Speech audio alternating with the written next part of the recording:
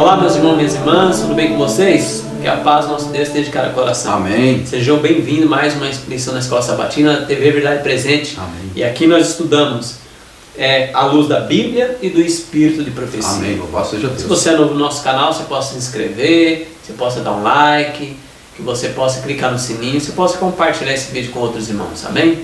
Eu convido os irmãos, antes de a gente abrir a lição aqui, para orar ao nosso Deus. Amém.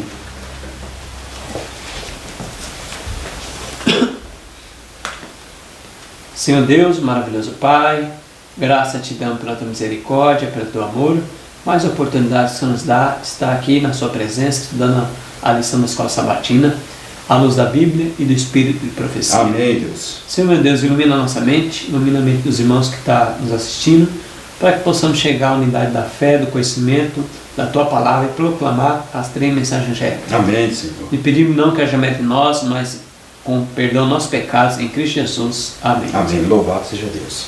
Então, irmãos, hoje é a lição 8, Satanás, o inimigo derrotado. Amém, né? Só Amém. pelo título, louvado seja Deus. E Apocalipse 12:11 diz: eles, pois, os venceram, por causa do sangue do Cordeiro e por causa da palavra do testemunho que deram.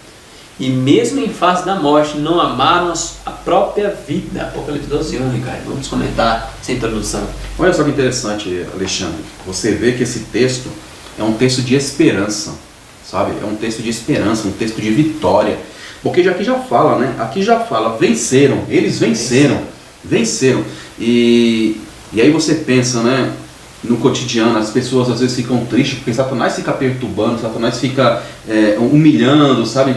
Não deixando a pessoa em paz, ele usa outros para magoar, para perturbar, para tirar a paz, e aí a pessoa até pensa, quando será que eu vou vencer? Às vezes a pessoa passa até na mente, será que eu vou vencer? Pensa até em desistir, mas aí quando vê um verso deles, se olha, eles venceram, né? Por quê? Por que eles venceram? Por causa do sangue do Cordeiro, ou seja, por causa de Cristo, né? Cristo fez eles vencer. Interessante que eles creram e ainda continua mais, e também por causa da palavra do testemunho que deram. Veja, aí entra a parte humana também. E você vê que o testemunho deles foi muito importante, porque eles não somente creram no Cordeiro, não somente creram em Jesus, mas eles colocaram em prática. Eles colocaram em prática tudo o que Deus falou. Ou seja, eles guardaram os mandamentos, né? O que Deus falou, eles seguiram. Viram a verdade presente em cada época. Cada época, entendeu? A mensagem que Deus passou é isso, Senhor, então é isso que eu vou fazer, né? E fala mais aqui, Alexandre, olha só, que mesmo em face da morte, não amaram a própria vida. Então, mesmo em meio de perseguição, né? Perseguição, angústia, dor, talvez alguns morrendo na frente dele, entendeu? Ou então talvez ele mesmo foi Marte. Aqui fala que mesmo assim eles preferiram morrer do que pecar, do que desonrar a Deus. Então, nesse texto aqui é um texto de vitória, irmãos. Então, irmãos, não fique triste, sabe? Não fique triste por causa das coisas, por causa das aflições de Satanás que a gente vê no mundo, ele torturando as pessoas, torturando os animais, torturando a natureza, torturando tudo, sabe? Às vezes a pessoa fica pensando, não tem mais jeito, né? Fica até desanimado, fica até com um sentimento meio depressivo, sabe? Não fica assim não. Tenha certeza aqui, porque aqui é bem claro, Deus não é homem para mentir. Falou que vai ter gente que vai vencer, então vai vencer. Amém. Vai ter gente vencedora aqui. Amém. Entendeu? Dentro desse contexto do Apocalipse 12, a gente vê a história da igreja cristã, que começa, nós vamos ampliar mais, mas começa perseguindo Jesus quando nasceu, vivendo 1260 anos de perseguição, e esse texto mostra que aqueles que deram testemunho de Jesus, eles venceram por causa do sangue do Cordeiro. Amém. Até os últimos dias vai ter vencedores, como o Ricardo falou, louvado seja Deus. Glória a Deus. E aqui, Alexandre, eu quero compartilhar com você e com os irmãos aí, né, um texto desse livro aqui, ó, Mensagens Escolhidas, tá? E esse aqui é o volume 2. Na página 380 aqui, diz assim, ó, olha só, devemos estar prontos e aguardando as ordens de Deus. Nações serão agitadas até o centro. Retirar-se-á o apoio aos que proclamam a única norma de justiça divina, o único seguro teste do caráter. E todos quantos não se curvarem ao decreto dos concílios nacionais e obedecerem às leis nacionais para exaltar o sábado instituído pelo homem do pecado, para menosprezar o santo dia de Deus, sentirão não somente o poder opressivo do papado, mas do mundo protestante, a imagem da besta. E olha só, ainda continua. Satanás operará seus milagres para enganar, estabelecerá seu poder como supremo. A igreja talvez pareça como prestes a cair, mas não cairá. Ela permanece, ao passo que os pecadores de Sião serão lançados fora no joeiramento, a palha separada do trigo precioso. Esse um transe terrível. Não obstante, importa que tenha lugar. Ninguém, senão os que venceram pelo sangue do Cordeiro e a palavra de seu testemunho, será encontrado com os leais e fiéis, sem mácula e sem ruga de pecado, sem engano em sua boca. Precisamos despojar-nos de nossa própria justiça e revestir-nos da justiça de Cristo. Olha só que coisa, né, Alexandre? Você vê que o que está diante de nós. O que está diante de nós. E aqui é mencionado, né, Satanás vai lá, ele vai manipular as pessoas de tal modo que eles vão criar essas leis. Criar as leis para desonrar o nome de Deus mesmo. E todo aquele que ousar, porque vai ser ousadia mesmo, bater de frente com as leis humanas é uma ousadia. Mas ousar fazer o que é justo, né, fazer o que é certo, vai sofrer sanções, vão ser perseguidos, muitos vão ser martirizados, não é verdade? Então eles vão sofrer, vão sentir, ainda diz mais aquilo, vão sentir, olha só, o poder opressivo do papado, né? E também do mundo protestante, a imagem da besta, né? Então a união deles é a imagem da besta. Então irmãos, com esse texto aqui, muitas vezes a gente pensa, né? Porque a gente já ouviu muito, não, porque o papado vai fazer isso de novo. Mas não é só o papado, não. É o papado e os evangélicos hoje, né? Os evangélicos são essas pessoas que dizem que não acreditam no papado, mas são pessoas que vão se juntar, né, para perseguir o povo de Deus. E nessa perseguição falou aí que vai ter ajoelhamento, né? Muitas pessoas vão cair fora e louvado seja Deus, mas o povo de Deus vai vencer. O povo de Deus vai vencer. Amém, louvado seja Deus. Texto, minha consagração hoje é a meditação matinal, irmãos. Na página 274, está na 27 de setembro, se você quiser achar no aplicativo. O que verdadeiramente crê em Cristo torna-se participante da natureza divina. E tem força de que se pode valer sobre qualquer tentação. Não cairá sob tentação, nem será deixado a fracassar. No tempo de provação, ele apelará para as promessas e por ela escapará das corrupções que pela concupiscência há no mundo. Então ele vai apelar, quando a pessoa for tentada, pelas promessas, como esse texto que a gente leu aqui. Eles, pois, o venceram, né? Então, ele vai clamar a Deus. Deus, você falou na tua palavra que vai vencer, então eu quero vencer.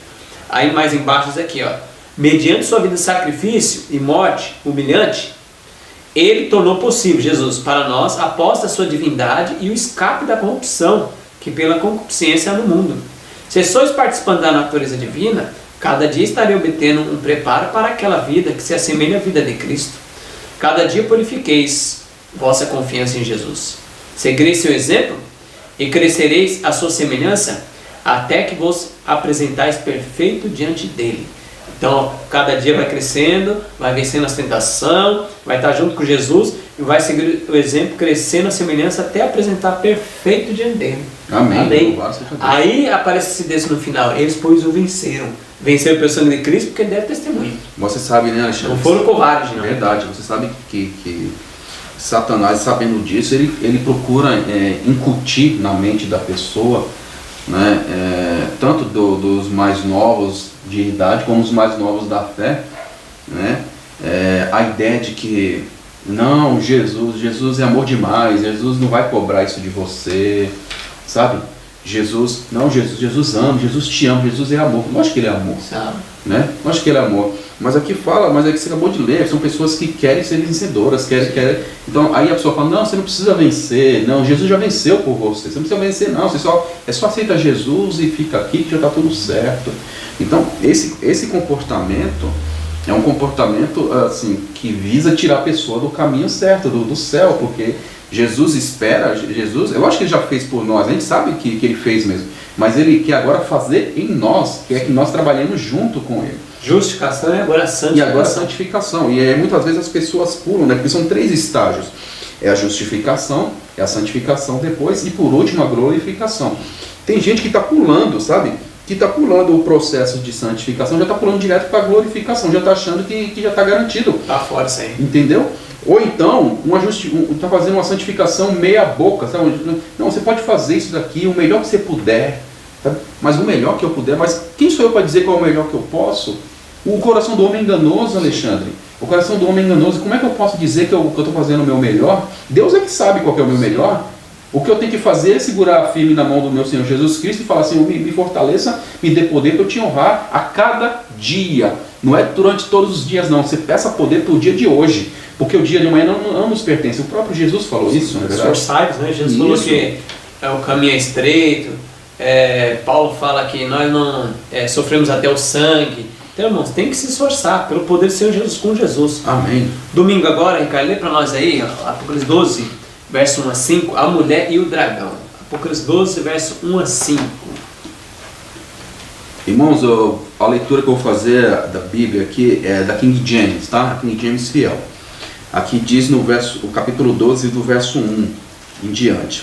E começa o verso 1 dizendo assim: e apareceu uma grande maravilha no céu. Uma mulher vestida com o sol, e com a lua debaixo de seus pés, e sobre a sua cabeça uma coroa de 12 estrelas. E ela, estando grávida, gritava com dores de parto, sofrendo para dar à luz. E apareceu outro sinal no céu: eis um grande dragão vermelho, com 7 cabeças e 10 chifres, e 7 coroas, e sobre suas coroas, e sobre as coroas, né, e sobre suas cabeças, e a sua cauda arrastou a terça parte das estrelas do céu, e as lançou sobre a terra. E o dragão parou diante da mulher que estava pronta para dar à luz, para devorar o filho dela assim que o nascer. E ela deu à luz a um filho homem, que há de governar todas as nações, com cetro de ferro, e o seu filho foi arrebatado para Deus e para o seu trono. Olha que interessante esse texto, mano. Então a gente vê aí uma figura simbólica, né? De uma mulher e o dragão perseguindo uma mulher. E interessante, essa mulher está com a cabeça que está o sol, e nos pés dela está a lua, né? O sol, irmão, o sol é bem claro para nós. Quem é o sol da justiça? Jesus. Então, essa mulher, ela está aqui acima dela, Jesus, é o sol da justiça. Embaixo, a lua é o que, irmão? A lua não reflete nada. A lua não tem luz própria. A lua reflete a luz do sol. Ou seja, a lua, o que é a lua? É a palavra de Deus. Jesus falou assim: examinar a escritura, porque vai ter nela a vida eterna. São elas que falam de mim. São elas que falam do sol da justiça. Então, não só um detalhezinho, alguns irmãos falam assim que o Espírito profecia é luz menor, e a lua e a Bíblia é luz maior. Irmão, toda a palavra de Deus é luz menor. A Bíblia e o Espírito profecia é luz menor, que reflete a luz de Jesus Cristo. Porque a palavra de Deus, tanto a Bíblia quanto o Espírito profecia, são coletâneas de profetas. Então os profetas testemunham de quem? De Jesus. Sempre testemunham de Jesus. Então os profetas são a lua. Então a Bíblia e o Espírito profecia é a lua, que reflete a luz de Cristo. Porque se Jesus não existisse, não existia a lua. Não existia a palavra de Deus, né? É verdade. Porque só temos Bíblia porque tem Jesus. Amém? Amém. E interessante, né, Alexandre, que aqui menciona que ela estava sofrendo, né? Ou seja, a igreja, porque a mulher, nós sabemos que a mulher na linguagem profética, ela pode ter 2 significados aqui: uma igreja pura ou uma igreja apostatada. Sim. Apocalipse 17 é apostatada. Sim. E você vê que aqui está falando da igreja pura, a igreja, né, a igreja fiel. Está toda de branco. Toda de branco, né? E, ou seja, com pleno caráter de Cristo brilhando sobre ela, que Jesus, o sol da justiça. Só um detalhezinho, cara. A gente vê Apocalipse 12, vê essa mulher de branco. Já vê Apocalipse 17, a mulher adornada, vestida de vermelho. Irmão, só para nós é uma pontezinha que a gente faz. Deus já não está falando para nós como deve ser as mulheres se vestir, e nós sem negócio de atavio. Porque quando vai a mulher aposta, como Jezabel, vai mostrar ela toda pintada, bagunçada. Verdade. Quando vai falar da mulher pura, não mostra assim. Mostra simples, né? Sim, interessante, Alexandre, que você vê essa mulher aposta, ela parece que ela quer se destacar. Ela quer mostrar, né? Ela quer se destacar, ela quer se exibir. Né? E pode ver que ela está se exibindo ali, né? As roupas são cores chamativas, cores berrantes. Uma taça de ouro, né? Bebendo, mostrando, se destacando, né? Mostrando assim um ar de superioridade. Mas em contrapartida, você vê a mulher que foi aprovada por Deus ali, a que é de Deus, né? Com a roupa discreta, roupa simples, discreta. Você pode ver com uma roupa, quando a gente fala no dia a dia, uma roupa branca, roupa neutra, não é uma roupa que chama, não é uma roupa chamativa. Não é chamativa, é uma roupa discreta. A gente está falando num contexto nosso do dia a dia. Mas aqui a gente sabe que o branco significa pureza, assim, né? Mas é lógico que a gente tira como lições para nós. E aí fala que ela é simples. Ela é simples. E olha só. Ela está revestida com as coisas de Jesus. Sim, Deus. Quem chama a atenção não é ela. Sim. Quem chama a atenção é o sol brilhando sobre ela. Né? E aí você pensa, o que é o sol? O que aquele sol está fazendo ali? Você acabou de falar agora que é o sol. É o sol da justiça, Jesus Cristo. Sim. É o poder de Deus, é o caráter de Cristo. Então o adorno dessa mulher, dessa igreja, o adorno dessa mulher é o caráter de Cristo, é o poder de Jesus. É interior. É interior. Então assim, isso e para nós, como você aplicou, Alexandre, para nós, tanto para as irmãs, para os irmãos, né? O adorno que Deus espera, que Deus quer de nós, é o semelhante dessa mulher ali. Porque se nosso adorno não for igual a essa mulher de branco, nós não somos o remanescente, Alexandre. Entendeu? Se nosso adorno não for dessa mulher, não vou nem dizer parecido com o dela, não é parecido, é dela, tem que ser o dela. Porque ela é a igreja, se eu estou lá dentro, o meu adorno é o mesmo. É o mesmo. Na nossa mente tem que estar Cristo e firmado nos nossos pés com alicerce, Bíblia e profecia. Ela está aí. Então, não importa se é um homem, se é uma mulher, não importa na igreja se você é jovem, se você é uma pessoa mais velha, se você é um adolescente, se você é homem, se você é mulher, não importa. Você tem que se vestir conforme essa mulher. Né? E aqui, tanto na questão espiritual, como na questão também física, também não, porque você não está aqui para se exibir, não está aqui para poder... se destacar. Você está aqui para o quê? Para honrar a Deus. E João Batista, ele falou o seguinte: importa que ele cresça e eu diminua. Sim. Eu diminua. Esse tem que ser nosso pensamento, na verdade. Mas infelizmente, nos dias que nós estamos vivendo, não é o que está se vendo. Né? Vamos ser bem claros, né, Alexandre? A gente não pode tampar o sol com a peneira, achar que nós estamos bem, que nós estamos garantidos, porque essa linguagem, nós estamos bem, nós estamos garantidos, irmão, é da lição, das primeiras lições lá atrás, falando dos nicolaítas. Os nicolaítas falaram bem claramente: não, meu querido, o que você faz na carne não tem problema, né? Não tem problema, você já vai estar salvo. Né? E os filhos de Balão também: não, rapaz, isso é bobagem, menino, isso é besteira. Sim. Isso é besteira. Jesus te ama assim mesmo, Jesus vai te salvar. Lógico que ele ama, mas me salvar já é outra história, porque você está falando uma coisa, me salvar do meu pecado. Ele quer me salvar do meu pecado, não em meu pecado. Sim. Nós temos que tomar muito cuidado, não é verdade? Tem um texto aqui, na própria lição, olha que interessante. Olha como o dragão se transforma, nós temos que ficar bem de olho. Declara-se o dragão é Satanás, Apocalipse 12:9. Foi ele que atuou sobre Herodes a fim de matar o Salvador. Lembra que a mulher está grávida, vai dar luz, e ele, quando vai dar luz, ele vai para cima. Mas o principal agente de Satanás, ao fazer guerra contra Cristo e seu povo, durante os primeiros séculos da era cristã, foi o Império Romano, em que o paganismo é a religião dominante. Assim, embora o dragão represente primeiramente Satanás, é em sentido secundário símbolo da Roma pagã. Olha que interessante. Então, Satanás ele vai se transformando, né? Ele por trás, sempre é por trás. Por trás, Apocalipse 13 ele vai atrás das bestas, comandando ali. Então ele sempre por trás, tem que ficar muito de olho aberto, irmão. Interessante, né, Alexandre? Que ele se adapta a qualquer situação, né? Ele fala: isso aqui já não deu certo, já vou arrumar outra coisa lá na curva, peguei lá na curva, lá na frente. Não vou deixar ele em paz. Ele assim, por mais que ele sofre derrota sobre derrota, ele não desiste. Ele sempre consegue um outro meio para tentar tirar a paz da pessoa, para tentar tirar o caminho da salvação da pessoa. E ele com a cauda, que falou que ele arrastou a terça parte dos anjos. Bem lembrado, Alexandre. E a cauda é falso profeta na Bíblia. Ou seja, irmão, uma terça parte dos anjos que foram criados perfeitos, com a mente perfeita, foram enganados por ele. Imagina a gente, irmãos, sem Bíblia e sem profecia, e duelar com ele, argumentar. Mas nós perdemos, irmão, nós é enganado. Nós não pode, né, cara? Verdade, Alexandre. Não tem condição de a gente ser vitorioso do modo que muitas vezes a gente vive. E se você me permite, Alexandre, eu vejo que muitas vezes as igrejas, nos dias de hoje, não estão preparando as pessoas para guerrear. Não estão preparando. Parece que as pessoas não se deram conta que estão no meio de uma guerra.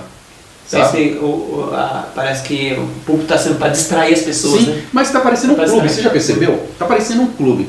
Olha só, antigamente as pessoas vinham para a igreja para ouvir a palavra de Deus, refletir na sua vida e clamar, Senhor, misericórdia, me ajude. E sair assim, meu Deus, eu tenho que me reformar. Eu tenho que mudar minha vida porque eu tenho que mudar minha vida porque senão eu vou me perder e nossa, que coisa triste, olha que vergonha, meu pecado. E refletindo na vida. Como você é da igreja, você está refletindo e clamar a Deus poder para ser vitorioso. Era essa a mentalidade. Hoje não. Hoje quando as pessoas, muitas pessoas, né, não posso dizer que são todas, seria muita presunção da minha parte, mas muitas pessoas que se dizem cristãs hoje vão para a igreja, muitas para encontrar os amigos. Oi fulano, tudo bom? Tratar de negócio, bater papo, para encontrar namoradinho, namoradinha. Mostrar roupa nova. Bem, mostrar as roupas, né, conversar sobre qualquer coisa, exceto de reflexão e mudança da sua vida. E isso eu estou falando das pessoas do modo geral. Aí muitas vezes vão para os púlpitos também, alguns, e ficam assim pregando.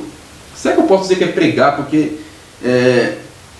Mensagem de autoajuda. Mensagem de autoajuda? Tipo, você pode, dentro de você é bom, você não tem como se perder, você é lindo para Jesus, você é bonito. Bem lembrado, Alexandre. Para o ego seu ficar, então eu tô salvo. Inflado, tô salvo. Isso. Interessante, Alexandre, que eu não lembrei. Sem falar de pecado. Bem lembrado. Que você falou isso daí, eu estava querendo lembrar a palavra, né? Porque nós fomos instituídos para ser atalaias, lembra? Eu te instituí para ser atalaia. Então os atalaias ficavam em cima do muro com a trombeta na mão. Sim. Quando via o inimigo, o que a gente tinha que fazer? Tocar a trombeta para avisar para o povo. Só que aí o que a gente faz? A gente não toca a trombeta, a gente está dormindo lá em cima do muro, sabe? Então muitos homens e mulheres, sabe, que Deus chamou para ser atalaia, porque, para falar a verdade, todos nós fomos chamados para ser atalaia. Sim. Mas a partir do momento que você está num púlpito ali, você tem que tocar a trombeta, você não tem que ficar enrolando. Sonido certo. Sonido certo. Aí você fica ali... O inimigo está vindo, está fazendo um buraco no muro. Aí você fala assim, é só um buraquinho, deixa quieto, eu vou dormir. Aí dorme lá. O dormir, irmão, quando eu falo dormir do atalaia, é você pregar essas mensagens que o Alexandre acabou de mencionar agora. A mensagem de autoajuda, Jesus é lindo, tem olho azul, é maravilhoso. Tem uns que todo mundo está salvo. Só lá para fazer o povo rir. Isso. Tudo... Os palhaços, né? Tem líderes palhaços, tem pastores palhaços. Acho que a igreja é um circo. Sim. Né? Então... muitos de nós não estamos atentos da realidade que nós estamos vivendo, porque nós estamos vivendo em guerra. É claro que o Ricardo está falando aqui, irmão, da grande maioria. Sim, não é todos, né? Não, tem servos de Deus, poucas pessoas, mas tem pastores servos de Deus, pessoas que pregam, são sérias, né? O livro aqui, o Comentário Bíblico Alimentício, volume 5, irmão, página 1205, ó. Os que desejam vencer devem empenhar ao máximo todas as faculdades do seu ser. O máximo. Devem lutar de joelhos diante de Deus, pedindo o poder divino. Cristo veio para ser nosso exemplo e para nos revelar que podemos ser participantes da natureza divina. Como? É uma pergunta. Tendo escapado da corrupção das paixões que há no mundo, Satanás não alcançou vitória sobre Cristo. Não pode colocar os pés sobre o Redentor. Não atingiu a cabeça. Se bem que tenha ferido o calcanhar, Cristo, por seu exemplo, tornou evidente que o ser humano pode permanecer íntegro. Então Jesus deu um testemunho que o ser humano pode permanecer íntegro. É possível aos crentes ter poder para resistir ao mal. Amém. Poder que nem a terra, nem a morte, nem o inferno conseguem dominar. Poder que os colocará onde possam vencer como Cristo venceu. Neles pode combinar-se a divindade e a humanidade. Olha, irmãos, que interessante. Amém, glória a Deus. Então, irmão, é só promessa de vitória.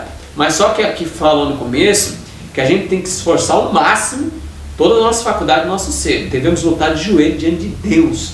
Então, irmão, nós temos que fazer. Deus fez a sua parte. Ele deixa que a gente faça a nossa parte, aquilo que é humano para a gente fazer.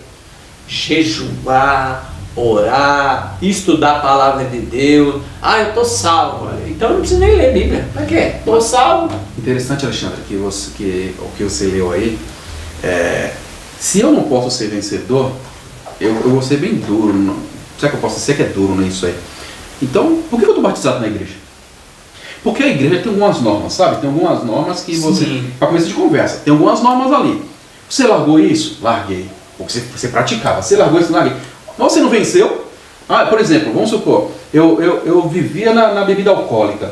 Todo final de semana estava no barzinho, no boteco, bebendo e fumando, né, e bagunçando lá. Falei, não, agora eu aceitei Jesus Cristo, quer saber de Jesus. Aí você está indo para a igreja, você estuda a Bíblia, aí você fala, eu quero me batizar. Aí ele fala, aí chega lá, né, como nós temos o costume, né, na igreja adventista, é feita a entrevista com a pessoa. Você abandonou isso? Abandonei. Você abandonou isso? Abandonei. Aí quando ela fala, faz mais de tanto tempo já, não faço mais esse tipo de coisa. Você não venceu? Você não venceu? É claro que você não foi tudo ainda, mas já foi vitórias. Sim, vitórias. E quem foi que te deu essa vitória? Quem foi que te deu essa vitória? O sangue de Jesus, como nós lemos. O sangue de Jesus que deu poder, meu querido. Então essa conversa de eu não posso vencer, nunca vou poder vencer, isso aí é uma linguagem não bíblica, é antibíblica, isso é do diabo.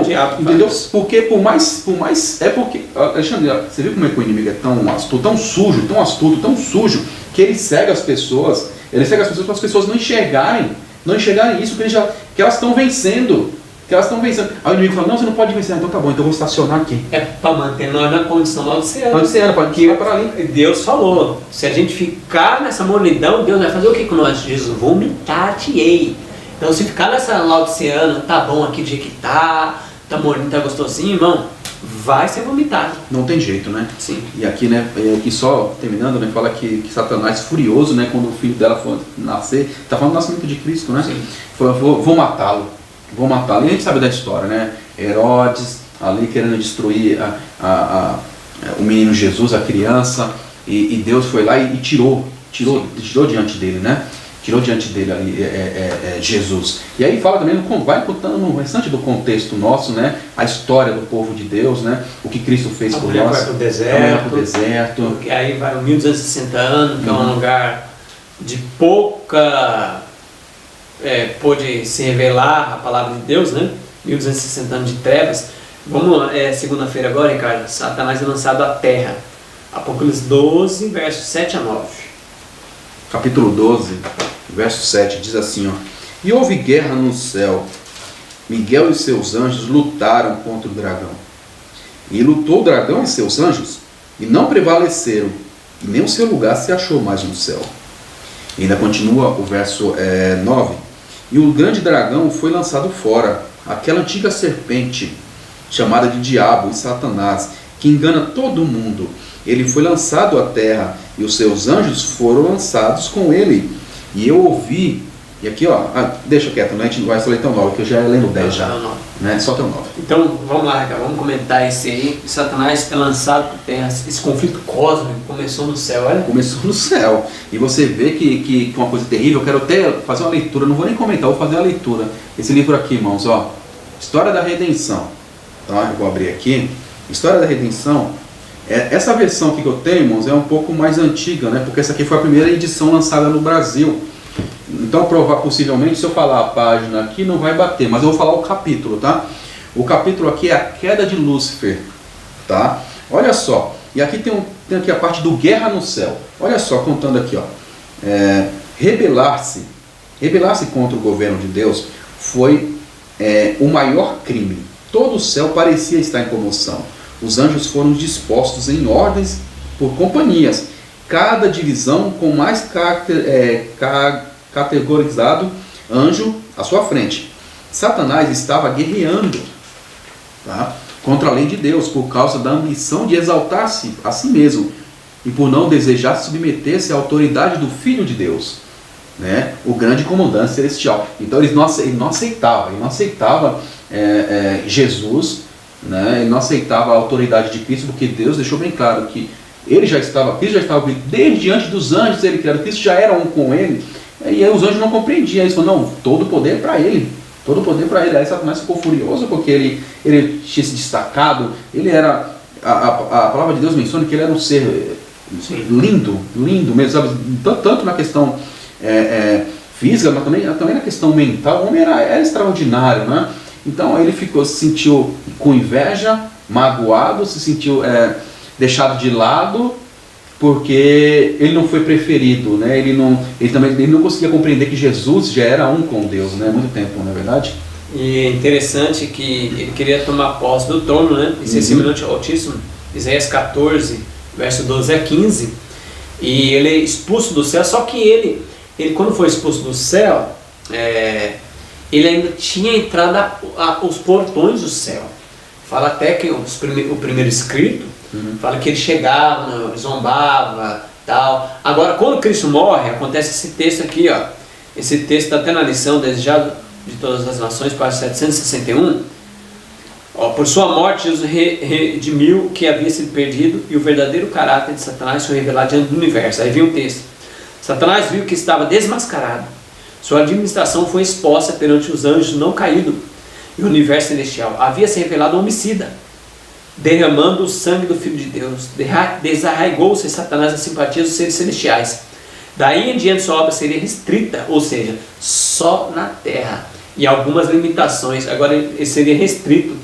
E ele desarregou da simpatia. Então, até a cruz, Satanás ainda tinha simpatia da cruz do céu. Será que ele está certo? Isso, tinha dúvida. Olha só, Alexandre, olha só o pedacinho que aconteceu ainda, ó, na página 18, aqui na página 18. Toda a ordem celestial foi convocada para comparecer perante o Pai, a fim de que cada caso ficasse decidido. Que bagunça é essa? Vamos resolver esse negócio, esse conflito. Não é bem assim. Satanás ousadamente fez saber sua insatisfação por ter sido Cristo preferido a ele, ou seja, Cristo em lugar dele. Permaneceu orgulhoso, instando que devia ser igual a Deus e introduzido a conferenciar com o Pai e entender seus propósitos. E aí, olha só, Deus informou a Satanás que apenas a seu filho ele revelaria seus propósitos secretos. Pronto, não vou falar para você, vou falar somente para ele. Sim. Deixou bem claro. E que requereria de toda a família celestial, mesmo dele, mesmo Satanás, que lhes rendesse implícita e inquestionável obediência, mas que ele, Satanás, tinha provado ser indigno de ter lugar no céu. Ele não quis saber, ele continuou. Então Satanás, exultamente, olha só, apontou para os seus simpatizantes, apontou para os outros, e falou assim, que compreendiam, né? Que compreendiam mais ou menos ali, quase chegando perto da metade já dos anjos, ali um monte, né? Quase metade. Quase a metade. Ele disse assim, esses estão comigo, esses aí estão comigo também. Expulsará também esses e deixará tal vazio no céu? Falou assim, ó, porque Deus, ele estava questionando, assim, aí os outros estavam quietos ali, né, meio confuso, e ele falou assim, já que não tem lugar para mim, e esses aqui que estão comigo também? E esse pessoal aqui? O céu vai ficar vazio. O céu vai ficar vazio, então? É isso? É isso que você quer? Porque ele estava bem ousado ali, né? E ainda continua, olha só. Declarou então que estava preparado para resistir à autoridade de Cristo. Bom, não vou aceitar a autoridade dele, não vou aceitar as ordens dele, foi o que ele falou bem claramente. Não vou aceitar, tá? E ainda diz mais, e defender o seu lugar no céu pelo poder da força. Força contra a força. Ele falou, vou partir para cima, eu vou partir para agressão. Foi isso que ele falou, força. Ele falou assim, não vou nem com conversa. Se eu não conseguir resistir pela conversa, eu vou resistir com a força. Então eu vou resistir pela quem é mais forte ganha. Mas hoje, batalha no céu, Miguel prevaleceu. Expulsou, né? Glória a Deus por isso. Então aí fala aqui, olha irmãos, se vocês, aqui a gente não vai ficar lendo muito aqui, mas se vocês quiserem saber mais ou menos, né? O que aconteceu para ele ser lançado na terra, lê esse capítulo aqui, ou então também no Patriarcas e Profetas também menciona isso daqui, no início, menciona claramente ali esses relatos. Aqui você vai ficar bem esclarecido, irmãos, sobre isso daqui, sobre essa situação. Você vai ler, você vai compreender, é claro, em conexão com Isaías e também com Ezequiel, também, que menciona esses pontos, né, o comportamento dele, não é verdade? Então aí fala que os anjos de Deus choraram, tristes com o que ocorreu, e olha, foi uma coisa devastadora mesmo. Foi devastador. Então aqui Satanás foi expulso do céu, depois ele tinha entrada nos portões, e quando Jesus morre, irmão, ele não tem, é restrito, ele está na terra. E aí João 12:31 se cumpre. Chegou o momento de ser julgado este mundo. Agora o seu príncipe será expulso. Satanás agora não tem entrada. Não tem mais entrada. Não tem mais entrada no céu. Tem um texto aqui que eu vou ler. Mensagem escolhida, volume 1, página 222. Essa obra de oposição à lei de Deus teve seu início nas cortes do céu, com Lúcifer, o querubim cobridor. Satanás resolveu ser o primeiro nos concílios do céu, igual a Deus.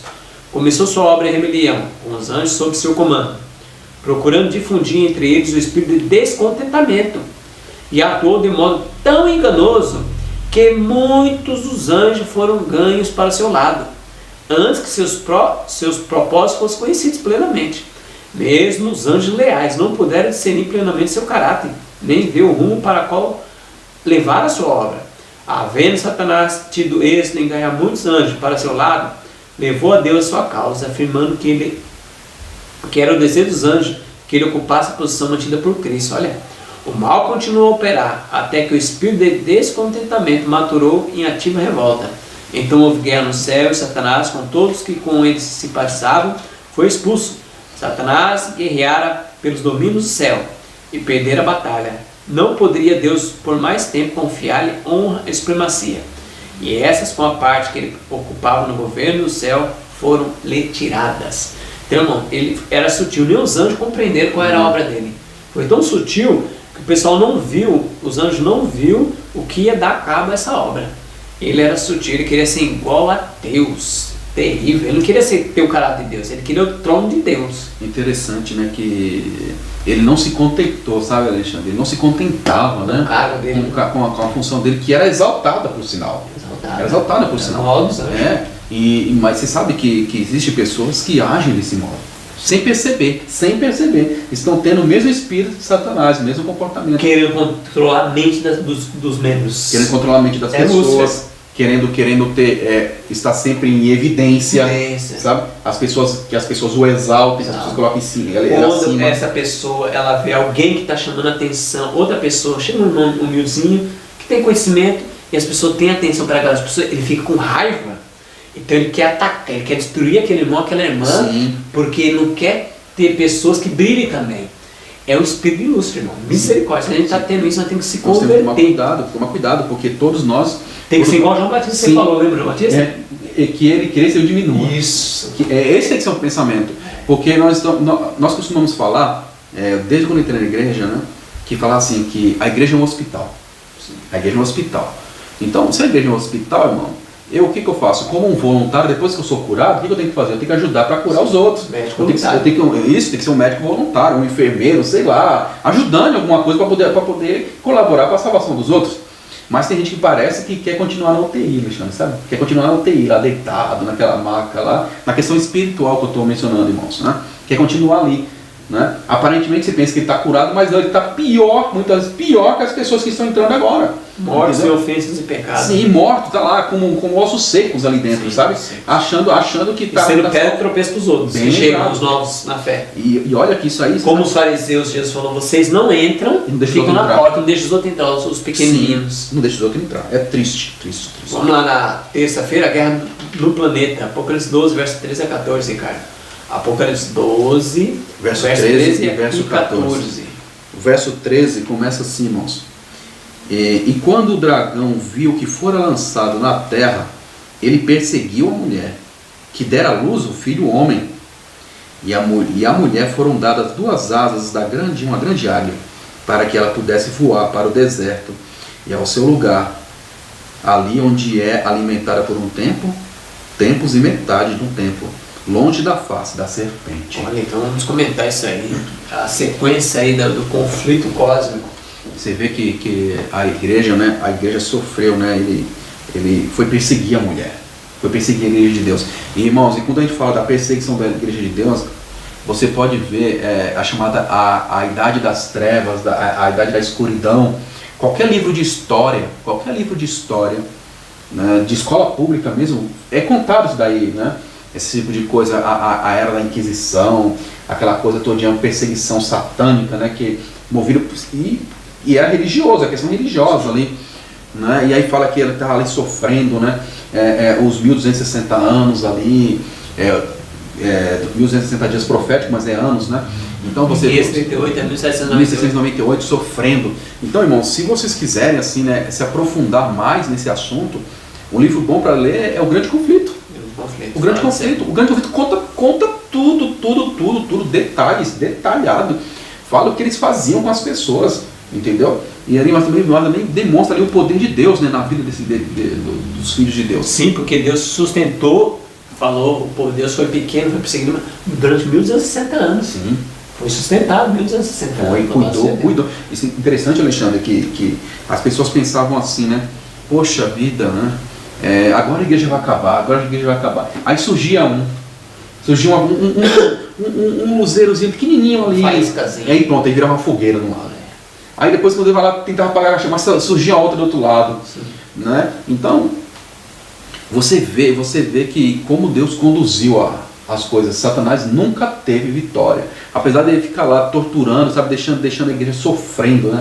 A mulher sofrendo ali, mas Deus cuidou, falou, não, você não vai ganhar. Então é um exemplo para nós que Deus também cuidará de nós em meio às perseguições atuais. Sim, verdade. Quero ler um texto aqui, ó, Atos dos Apóstolos, página 85 e 86. Em que consistia a força daqueles? Em que consistia a força daqueles que no passado sofreram perseguição por amor a Cristo, quando nós lemos 1260 anos? Era a união com Deus, união com o Espírito Santo, união com Cristo. A acusação e a perseguição têm separado muitos de seus amigos terrestres, mas nunca do amor de Cristo. Nada pode nos separar do amor de Jesus. Nunca a pessoa provada pela tempestade é mais encarecidamente amada por seu Salvador do que quando sofre perseguição por amor à verdade. Eu o amarei, disse Cristo, e me manifestarei a ele. João 14, 21. Quando por causa da verdade o crente se acha perante os tribunais terrestres, Cristo se acha ao seu lado. Quando é encerrado entre as paredes da prisão, Cristo se lhe manifesta e com seu amor lhe anima o coração. Quando sofre a morte por amor a Cristo, o Salvador lhe diz: eles podem matar o corpo, mas não podem matar a alma. Tem bom ânimo, eu venci o mundo. João 16, 33. Não temas, porque eu sou contigo. Não te assombra, porque eu sou o teu Deus. Eu te esforço e te ajudo. Eu te sustento com a destra da minha justiça. Isaías 41, verso Amém. 10. Então, irmão, aqui está o capítulo, perante o Sinédrio. Todo o povo que foi perseguido, sofreu, o Espírito Santo estava com eles, Jesus estava com eles dando força. Aqueles homens que morreram na fogueira, ali não foi uma pessoa humana somente. Deus o acompanhou. Deus o acompanhou. E muitos homens, cara, morreram queimados cantando. Sim. Como John Hus e outros homens. Parece nem sentir o dor, né? Olha, nem sentir a dor. Parece nem sentir a dor. Cantando e pregando para os outros. Os outros. E muitos se convertiam quando viam pessoas na fogueira. Olhavam ele cantando animado. Olha! E se convertia naquele momento. Sim. Que coisa fantástica, né? Fantástico. Assim, e nós hoje, irmãos, por causa dessas pessoas, né, que ousaram ficar do lado de Deus do que pecar, né, preferiram morrer do que pecar, por causa desses homens e mulheres, dessas pessoas, nós temos a Bíblia hoje. Amém. Por causa das pessoas nós temos a palavra hoje. Porque se não fosse, imagine se não fosse eles, imagine se não fosse essas pessoas, sabe, pelo poder de Cristo, o que Satanás não poderia ter feito? Não é verdade? Mas era profecia, irmãos, mas estava escrito, né, que Deus ia sustentar o seu povo. Se não fosse o John Hus, seria um outro. Deus sempre levantou os seus. Sempre levantou os seus. Irmãos, uma coisa que eu aprendi, Deus não precisa de multidões. Deus não precisa de muita gente. Deus precisa de um único. Olha só, irmãos, com um único homem, Deus abala o mundo, irmãos. Sim. Deus abala o mundo. Veja, o Jó foi o único que abalou as estruturas do diabo. Do universo, porque o universo todo, bem lembrado. Satanás estava dominando tudo. Ele chegou lá, está vendo? Só o mundo é meu. Falou assim, Deus falou, não é seu não, tem um. Perante os filhos de Deus que apareceu todos bem lembrados, né? Todos os mundos ali. Falou, não, tem um fiel, olha lá. Pronto, e o homem permaneceu fiel, irmãos, permaneceu fiel até o fim. Né? E ele chegou ao ponto de falar o seguinte, mesmo que Deus me mate, eu confiar nele, mesmo assim ainda. Aí Satanás ficou com mais raiva ainda, né? Mais raiva ainda. Como é que pode? As coisas mascaradas através do servo Jó. De Jó. Um homem só. Entendeu? E no decorrer da história da humanidade, a gente viu uma única pessoa fazendo a diferença. Uma única pessoa fazendo a diferença. Então, Deus não precisa de muitos, irmãos. É claro que se tiver muitos, melhor ainda, a gente sabe disso. Deus se agrada quando tem muita gente fiel, é lógico, que é o desejo dele, que todos sejam fiéis, que todos se salvem. Mas dizer que Deus precisa que Deus precisa de muita gente, isso aí é ousadia humana. Senão o homem vai dar glória para ele. Foi como Gideão, Deus multidão, Deus falou, não, essa multidão só aí de um. vai ficar dando glória. E olha que só teve 300, viu? Se tivesse 30, Deus falou, vou usar esses 30. Entendeu? Era sério mesmo, se tivesse só o Gideão, Deus usaria somente ele. Sim. Entendeu? Então, e um povo que deu a volta lá no muro de Jericó, você não precisa falar nada, depois vocês gritam e o muro cai. Eles nem empurraram o muro. Vocês gritam lá e o muro vai cair. E pronto. E foi o que aconteceu. Então você vê ele fazendo essas coisas terríveis, né? Na era das trevas, e hoje, né? Hoje ele não mata como matava. Agora hoje ele tenta matar de um modo diferente, né? De modo espiritual, né, Alexandre? Que é mais perigoso, é bem sutil. Porque, olha só, Alexandre, ele quer que a gente vá para a igreja. Bem lembrado, Alexandre. Ele quer que a gente seja crente. Ele não quer que a gente saia da igreja. Não, ele quer que a gente fique na igreja. Compensa. Eu vou ser, Alexandre, talvez seria, não sei se é presunção da minha parte, mas eu preferia que fosse que ele matasse, literalmente, sabe? Que matasse. Porque surgia mais pessoas fiéis. Porque não teria falso, não teria gente hipócrita, não ia ter falso dentro da igreja não, filho. Porque o batismo na Idade Média era morrer na fogueira. Era o batismo. No Grande Conflito fala dos valdenses, fala até dos rapazes, né, os jovens. Batismo de sangue. Os jovens que queriam ser pastores. Os valdenses. Você quer ser, era bem assim, você quer ser pastor? Tá bom. Você vai fazer um trabalho missionário. Não era nem garantia que eles iam voltar, irmãos. Descer na cidade. Descer na cidade, andar por aí, né? Não era nem garantia que eles iam voltar. Se voltar, depois desse trabalho, se voltasse, não era 3 anos, seria pastor. Agora muitos deles iam não voltavam, porque eram mortos por Satanás usando aquelas pessoas para matar. Então, e sabe o que acontecia, irmãos? Eles falavam, eu quero ser pastor, eu vou. Lê lá no Grande Conflito, eles iam. Eles podiam falar, não, eu tenho uma vida pela frente, eu quero casar, né? Eu quero construir, eu quero ter. Eles poderiam ter essa desculpa. E olha que não é uma coisa ruim você construir sua família, você querer ter algumas coisas. Mas ele falou, não, eu quero honrar a Deus. E quando eles voltavam, cara, não era mordomia. Não era bem lembrado. Eles saíam da teologia e vinha, passei um sufoco, mas consegui. Depois lá, era perseguido, ele tinha uma igreja na montanha, e se Roma pegasse os bispos, o primeiro a ser morto era o líder. Era o líder o primeiro a ser morto. E quantas vilas valdenses foram destruídas, queimadas, né? Que coisa terrível, né?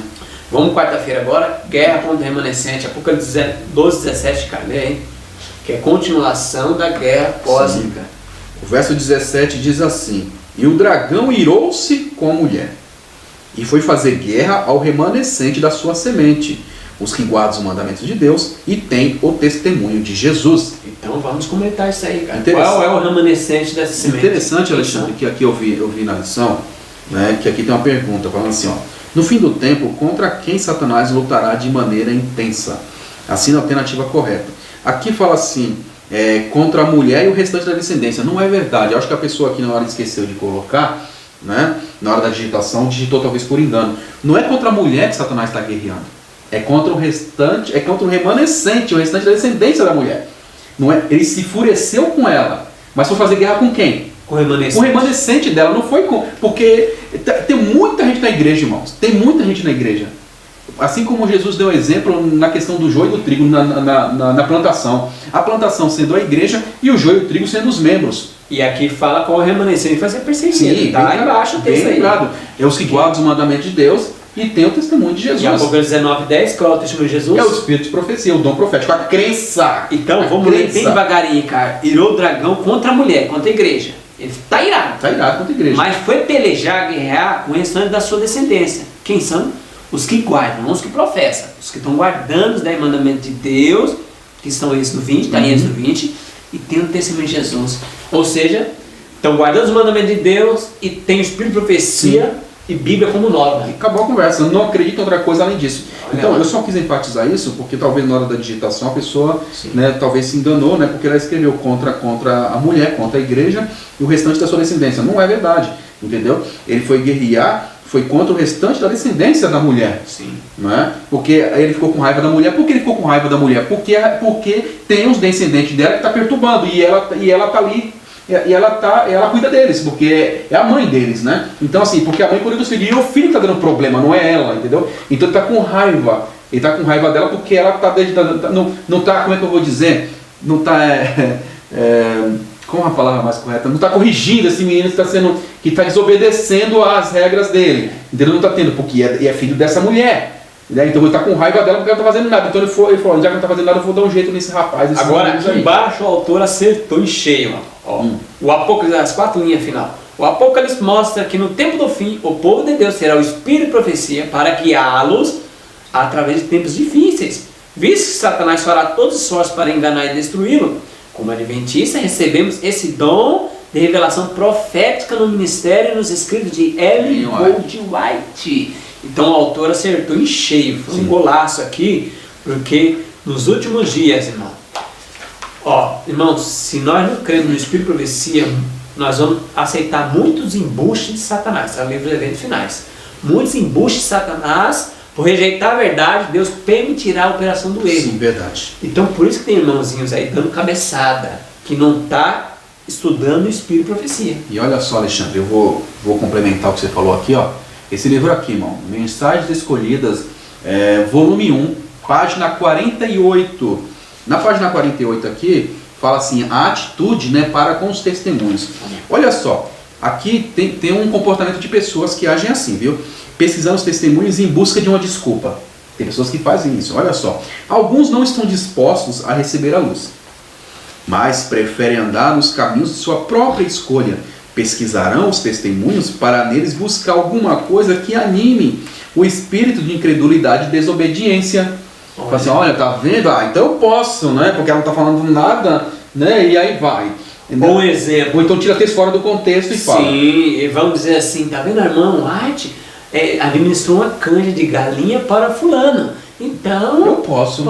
Irmão, tirando texto fora do contexto para, como você leu aí, trazer uma coisa, a incredulidade do coração. Sim. E a White vai falar que nos últimos dias o povo de Deus não é para comer nada de produto animal. Então ele pega fora desse contexto uma pessoa doente e fala, tá vendo? Pode comer, não tem nada a ver, a morte não foi contra. E aí pega um trechinho fora do contexto e distorce. Bem lembrado, irmãos. Irmãos, tem aquela coisa chamada os famosos 3 pontinhos.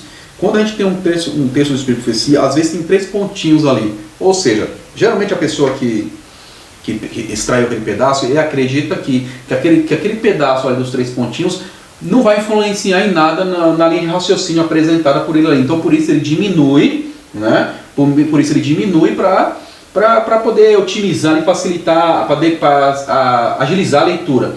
Mas nem sempre é assim, irmãos. Não podemos confiar plenamente no homem, porque a palavra de Deus é bem clara em Jeremias 17, né? 17:5. Maldito é o homem confia no outro. Às vezes uma pessoa, porque não recebe a luz da verdade, ele não quer, ele usa desse mesmo método, sabe? Os 3 pontinhos e engana os irmãos com isso daí. Nós temos que tomar cuidado. Alexandre, olha só outro texto aqui, ó. O último engano de Satanás. Isso aqui também é muito conhecido. Olha só. Satanás está continuamente forcejando por introduzir o falso, para afastar da verdade. O derradeiro engano de Satanás, ou seja, o último, será anular o testemunho do Espírito de Deus. Olha. Não havendo profecia, o povo se corrompe. Satanás operará habilmente de várias maneiras e por diferentes instrumentalidades para perturbar a confiança do povo remanescente de Deus no verdadeiro testemunho. Será ateado contra os testemunhos um ódio satânico. A operação de Satanás será perturbar a fé das igrejas neles. Por esta razão, ele não pode achar caminho tão fácil para introduzir seus enganos e prender almas em seus embustes, se as advertências e repreensões e conselhos do Espírito de Deus forem atendidos. Então, o que ele faz? Para que tenha pleno domínio sobre a igreja de Deus, ele tem que derrubar o quê? O testemunho de profecia. Se ele derruba plenamente, pronto, ele ganhou aquela igreja. Ele ganhou, porque ele sabe que aquelas pessoas que estudam, ele não cai nessa conversa. O texto que você lê, irmão, eu gosto sempre de apresentar essa palavra anular. O derradeiro engano de Satanás, o último, né? É anular. Irmão, então não é pegar o Espírito de profecia, tirar da casa publicadora ou a associação geral e dizer assim, ela não é profetiza. Isso nunca vai acontecer. É anular. Como é que se anula? Começa a falar que era escritura americana, que é meditações só para sua casa, não traga no púlpito.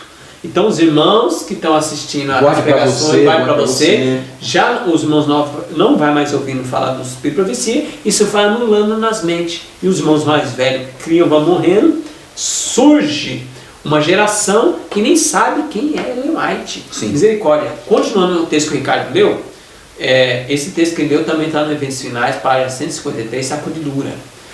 Ó, o texto que eu vou ler aqui é outro texto. Ó. Uma coisa é certa, os adventistas do sétimo dia se colocam sob estandarte de Satanás. Abandonarão primeiro sua fé nas advertências e repreensões contidas no testemunho do Espírito de Deus, Espírito de Profecia.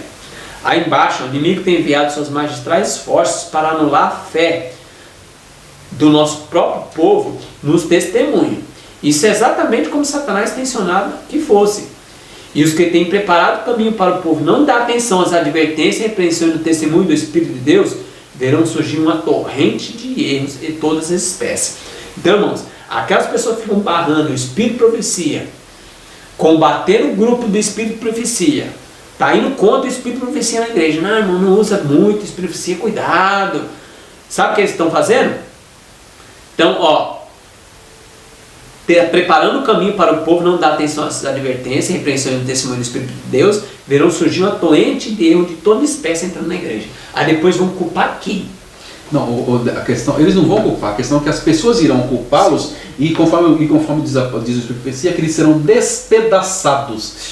Sabe o que é ser esquartejado vivo? Entendeu? A pessoa arrancando pedaços, pode dar fechar, porque eu estou perdido por causa de você, eu acreditei em você. Aquele irmão, aquela irmã, você falou que ele era louco, que ele era fanático, que era isso, que era aquilo, outro. E eu criei em você, certo? Você falou que o Espírito de Profecia era besteira, coisa de gente fanática, era besteira, que não tinha nada a ver, agora eu estou perdido. Sim. O texto abaixo, para terminar, diz aqui, ó, o plano de Satanás é enfraquecer a fé do povo de Deus nos testemunhos. Em seguida vem o ceticismo. O que é ceticismo? Dúvida de tudo. Sim. No tocante a pontos vitais da nossa fé, as colunas da nossa posição. Depois, as dúvidas acerca das escrituras sagradas, e ela fala assim que a ladeira é abaixo. Ou seja, vão descrever o testemunho, aí vão ter dúvida com as colunas da nossa fé, que é santuário. E aí, o pecado. Depois, sabe o que vai acontecer? Dúvida acerca das escrituras. Sim. Já vai ter dúvida algumas coisas na Bíblia. Sim, verdade. Mas, Alexandre, vamos ser bem claro, isso é um pulo. Isso é um pulo, você já fez, se você já descreveu, já está acontecendo. E interessante, veja, dúvidas sobre as colunas da nossa fé, santuário, aí não crê na reforma de saúde, acha que é besteira. Não crê na mensagem de justiça pela fé, que é vitória sobre o pecado. Não crê que nós podemos guardar os mandamentos de Deus, tem muitos adventistas que não creem. E Alexandre, você puxou esse assunto, eu quero fazer uma leitura aqui, em cima disso. Tá aqui, irmãos, no Comentário Bíblico Adventista, tá? Esse daqui é o volume 7, tá? Que fala de Filipenses e Apocalipse. Olha só, na página 1088, diz assim, olha só, o segredo para vencer o pecado. Olha só, o segredo para vencer o pecado, Alexandre. Sim. Tornamo-nos vencedores quando ajudamos outros a vencer. Olha, pelo sangue do Cordeiro e pela palavra do nosso testemunho. A guarda dos mandamentos de Deus desperta em nós uma atitude de obediência, e Deus pode aceitar o serviço que é fruto desse espírito. Olha. Então vejam só, irmãos, se você está motivando um irmão ou uma irmã a obedecer os mandamentos, você também está vencendo o pecado, irmão. Olha que bênção. Então, uma coisa que eu gosto sempre de falar, Alexandre, você quer vencer? Se junta com quem quer vencer. Sim. Não adianta você se juntar com pessoa que não quer vencer, que acredita que não adianta. Irmãos, você respeita, você trata bem, mas ter vínculos com aquelas pessoas não adianta, ela vai te jogar pro buraco. Porque é jogo desigual. É jogo desigual, dentro da igreja muitas vezes. É jogo desigual. Andaram dois juntos caminhando nas mesmas coisas? Não tem como. Se você crê, pode vencer. Eu digo, não crê. Mas como vai andar junto? Não vai ter como. Aí vamos se unir em quê, irmão? Claro que vai ter união. Aqueles que não querem vencer vai se unir. Aqueles que querem vencer vai se unir. A irmã White fala no Eventos Finais, levantaram dois partidos. E na igreja? É o partido que quer vencer e o partido que não quer vencer. Que não quer vencer. Acabou a conversa. É dois partidos na igreja. Acabou. E não é que está tratando mal, não. E por incrível que pareça, os que não querem vencer é que vão perseguir os que querem vencer. Entendeu? E aí, olha só, irmãos. E aqui tem outro. Isso aqui é forte, ó. A obra-prima de Satanás. Aqueles que amam e guardam os mandamentos de Deus são detestáveis. A sinagoga de Satanás. Vê de novo, aqueles que amam os mandamentos de Deus e guardam os mandamentos de Deus. Não me guarda. São detestáveis a sinagoga de Satanás. E os poderes do mal manifestarão seu ódio para com eles na máxima extensão possível.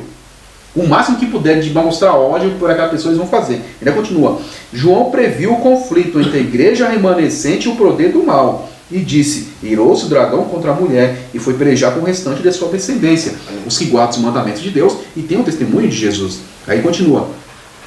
As forças das trevas se unirão a agentes humanos que se entregam ao controle de Satanás e serão revividas as mesmas cenas ocorridas no julgamento, rejeição e crucifixão de Cristo. As mesmas cenas vão acontecer com os filhos de Deus, os fiéis. As mesmas, irmãos. Então, irmão, se nós estivermos nesse momento, se nós passarmos por isso nesse momento, irmãos, demos glória a Deus, porque fomos achados por dignos de sofrer a mesma coisa que o Filho de Deus sofreu. Então nós vamos ser bem queridos no céu se isso acontecer conosco. E vou ser sincero, irmãos, eu prefiro estar desse lado dos que vão sofrer por amor à verdade do que do lado de Satanás perseguindo. Porque nós sabemos o que aconteceu. E nós sabemos, também falamos aqui nos primeiros estudos dessa lição, que eles vão ressurgir, esses homens vão ressurgir, né, com a chamada ressurreição especial, só para ver o Filho de Deus vindo, né? Eles que foram lá condenar o Filho de Deus e mataram o Filho de Deus. Ainda continua aqui, ó. Olha só. E por cederem às influências satânicas, as pessoas se transformarão em demônios, Alexandre. Olha só. E aqueles que foram criados à imagem de Deus e formados para honrar e glorificar o Criador se tornarão morada de dragões. Olha só. Foi criado para ser um filho de Deus que se preferiu ser filho do diabo. Satanás terá na raça apóstata sua obra-prima do mal, homens que refletem sua própria imagem. Misericórdia, misericórdia. Ou você reflete a Deus ou do diabo. Não, neutralidade. Não vai ter em cima do mundo. Ah, eu sou quase bom. Não tem quase bom não, irmão. Não tem quase bom não, irmão. O trono do universo só existe um lugar, só existe um trono, Jesus. Quinta-feira, Ricardo, lê 2 Tessalonicenses, capítulo 2, verso 8 a 12. E aí eu vou ler Apocalipse 13.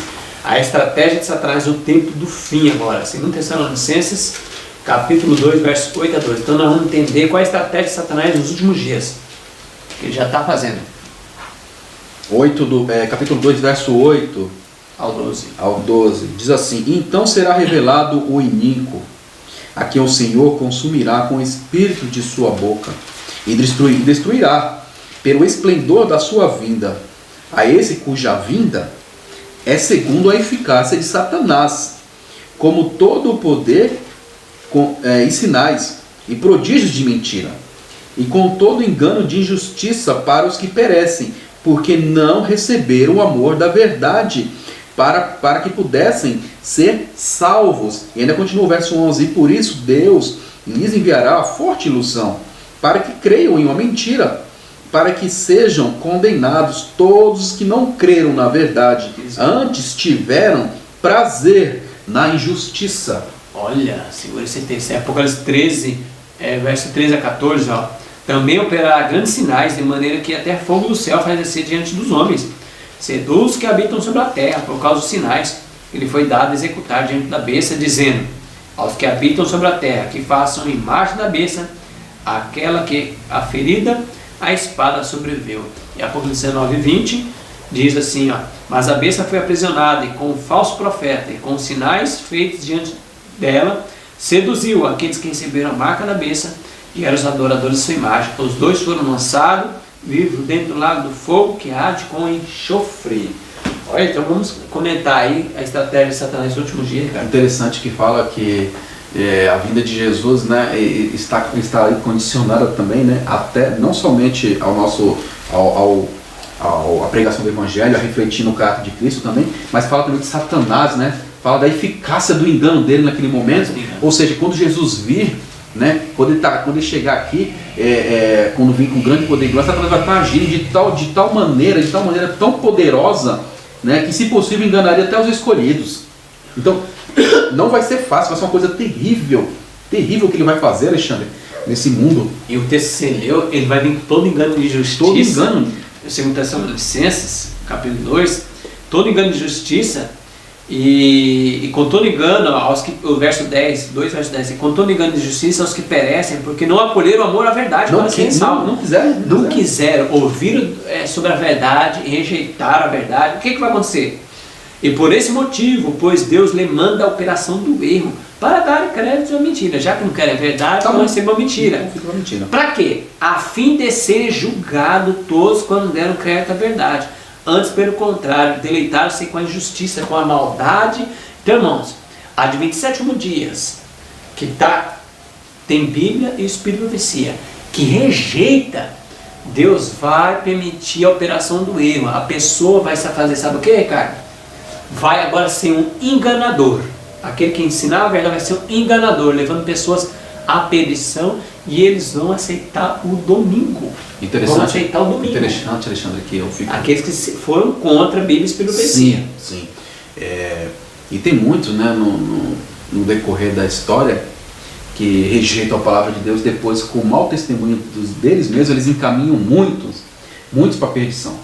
Porque as pessoas falam, não, mas ele é muito tempo de igreja, então ele sabe o que está fazendo. Sim. As pessoas novatas geralmente pensam assim. Ele é líder, né? Ele é líder. Nossa, e eu não critico, sabe? Eu não critico os novatos no começo de pensar assim, Alexandre, porque tu já diz, eles são crianças. Geralmente as crianças, elas acompanham os adultos. Sim. Então, assim, eles comparado com essas pessoas, eles são inocentes. Então, assim, eles vão lá e falam, não. Aí, geralmente a pessoa, quando entra na igreja, se batiza, aí ele olha pro irmão, poxa, esse irmão é inteligente, essa irmã é inteligente, olha só esse pastor, esse líder. Aí pronto, ele já começa a admirar aquela pessoa. Né? Se aquela pessoa, ele já está fazendo uma coisa que não é adequada, mas por ser criança, uma criança espiritual, é até natural. Mas até crescer, adquirir maturidade para saber que não tem que admirar as pessoas. Mas se a pessoa for espiritual, líder espiritual, ele conduzirá a pessoa a ler. E não ler Bíblia e Espírito. Não acredita em mim. Ler Bíblia e Espírito. Mas infelizmente a maioria gosta disso. Gosta de receber louvor. Gosta disso. Elas já falam assim, fecha comigo. Isso. Você não confia em mim? Ricardo, tá errado, confia em mim. Ela pega a pessoa e traz consigo. Ela não fala assim, a pessoa perguntou, fulano, Alexandre, você que é líder, o Ricardo está certo ou não? Se é um líder espiritual, vai falar, irmão, vamos orar, ver se o Ricardo está certo ou não, e leia a Bíblia Espírito que vai dizer para você se ele está errado ou está certo. Acabou a conversa. Agora o líder que é medroso, que não estuda, que quer tudo para si, ele fala assim, esquece o Ricardo, nem anda com ele. Olha, se eu ficar sabendo que você está andando com ele, eu vou tirar coisa sua, até ameaça a pessoa. Sim. Não pode, hein, terrível, andar com né? ele. E olha só, Alexandre, isso é triste, né? E aqui, página Eventos Finais, irmãos, nessa versão aqui, né? Página 136. Olha só, o capítulo é Enganos Satânicos dos Últimos Dias. Esse capítulo você deve ler todo, irmão. Esse aqui, irmãos, quer saber o que vai acontecer, irmãos? Quer saber o que acontecer? Não, quer saber o que está acontecendo, essa realidade, o que está acontecendo? Leia esse daqui. Enganos Satânicos dos Últimos Dias.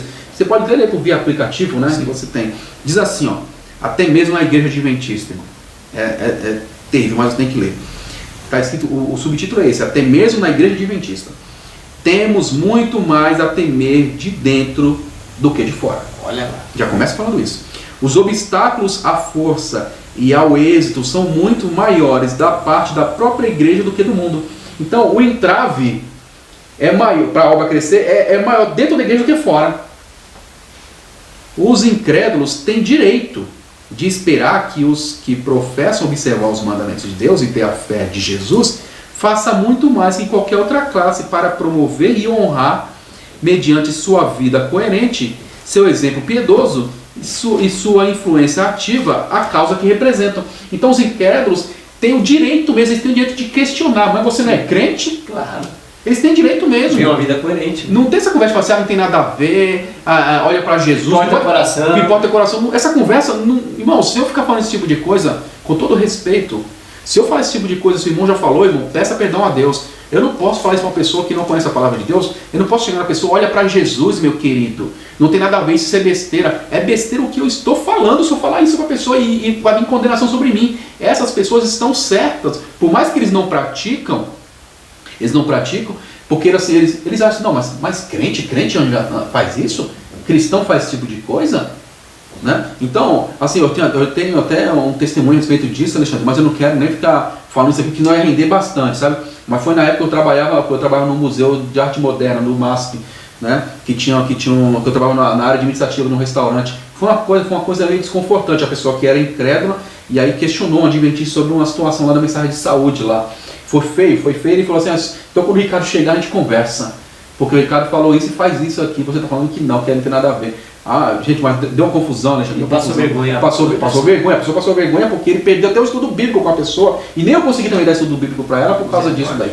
E aí continua, olha só, muitas vezes se tem os professos defensores da verdade demonstrado o maior entrave ao seu progresso. Veja, muitas vezes quem está atrapalhando a obra são os de dentro, não é os de fora, irmãos. Ainda continua, a incredulidade com que se contemporiza, as dúvidas expressas, as sombras acariciadas, animam a esperança dos anjos maus, a presença dos anjos maus, e abrem caminho para a execução dos ardis de Satanás. Então, de quem a culpa se a obra não avança? É de dentro, irmãos, não é de fora, não. Ah, não, as pessoas lá fora, Alexandre, as pessoas lá fora têm um coração duro, Alexandre. Eles não querem saber de Jesus. Eles não querem saber de Jesus porque eu não estou representando a Jesus. Entendeu? Que Jesus é esse que todo mundo, o Jesus que todo mundo acredita, que todo mundo prega, Jesus que onde eu dou mau testemunho, o Jesus que me aceita onde eu dou mau testemunho, Jesus que me aceita onde eu fico xingando meus parentes, onde eu bato na minha mulher, onde eu xingo meu vizinho, onde eu fico brigando com as pessoas, ou onde eu ando de qualquer jeito na rua, sabe? De calção de futebol sem camisa, sabe? Roupa curta, né? O calção de futebol, jogando bola com o pessoal lá xingando, oh, fulano, não sei o quê, fazendo apelido, falando palavras de baixo calão. Eu falo, oxe, esse rapaz é crente? Aí eu falo assim, vamos na minha igreja, vai ser uma bênção. Eu falo, não vai dar não vou não. O cara mesmo fala, eu prefiro ficar aqui bebendo cachaça, que é a mesma coisa, rapaz, eu com ele. Entendeu? Aí a culpa é de quem? Ah, não, as pessoas têm coração duro, Alexandre, por isso que eles não veem. Está difícil porque eles têm um coração duro. Não, o coração duro está dentro da igreja, irmãos, não é fora não, porque está rejeitando a palavra. Está rejeitando a palavra. Entendeu? É uma situação difícil, Alexandre, mas é uma realidade que a gente vive. Sim, então, precisamos muito de sabedoria pedir para Deus, irmãos, para discernir os enganos satânicos dos últimos dias. Não é fácil, não vai ser fácil, não está sendo fácil. Aqui tem a sexta-feira, tem uma primeira pergunta que é interessante a gente discutir aqui. Como adventistas, consideramos que temos características remanescentes no tempo do fim. Amém. Que privilégio, que responsabilidade. É um privilégio e responsabilidade. No entanto, por que devemos ter cuidado para não pensar que isso garante a nossa salvação? Então, irmãos, ser adventista sétimo dia é um privilégio. Somos atalaia, somos chamados para pregar a mensagem angélica, mas nós temos uma incumbência muito grande. Se a gente não fazer como o antigo Israel, nós seremos também joelhados fora. Porque a palavra de Deus diz assim, ó, se os ramos naturais, os ramos da árvore, Deus quebrou e enxertou nós. Você acha que ele vai fazer o que com o enxerto se não der fruto também? Mesma coisa. Se o ramo natural ele quebrou, imagina o enxerto. Sim. Então, irmãos, nós temos que ficar muito ligado, muito atento. Tem que acontecer realmente reforma na nossa igreja, fazer mais vigília, pregação de despertamento, pregar as mensagens presentes dos últimos dias sobre o santuário, sobre o Espírito de saúde, para despertar o povo. Tem que pregar essas mensagens. Porque nós somos uma igreja, irmãos, remanescente, uma igreja diferente. Se Deus levantou a nossa igreja para pegar as mesmas coisas das outras igrejas, ué, para que outra igreja? Ah, irmão, o sábado, irmãos, tem igreja que guarda sábado antes de nós, igreja Batista sétimo dia, tem igreja Congregação do sétimo dia, que é mais nova, tem igrejas, os judeus, por exemplo, sim. Tem várias igrejas, a igreja Adventista da Reforma, a igreja Adventista da Promessa, a igreja de Deus sétimo dia, então tem muitas igrejas guarda sábado, não é só o sábado. É as 3 mensagens angélicas que Deus nos chamou. De verdade. Né, cara? Amém. Então que Deus abençoe você, irmãos. Que Deus abençoe a nós. Que nós possamos guardar no nosso coração a palavra para não pecar contra o Senhor. Amém. Louvado seja Deus. Se você sentir o desejo de compartilhar essa mensagem com outros, compartilhe esse vídeo aí no WhatsApp dos irmãos, no Facebook, para que possamos conhecer mais a palavra do Senhor. Amém. Louvado seja Deus. Vamos orar ao nosso Deus?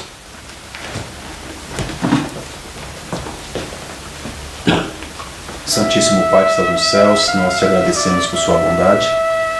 Por esse momento nós passamos aqui, Pai, estudando um pouco mais as Suas palavras, por meio da lição da Escola Sabatina. Amém. Que o Teu Santo Espírito, Senhor, nos fortaleça e nos motive cada dia a prevalecer, Senhor, na Sua verdade, a ser fortalecido a cada dia pela Sua verdade, que é a Tua palavra.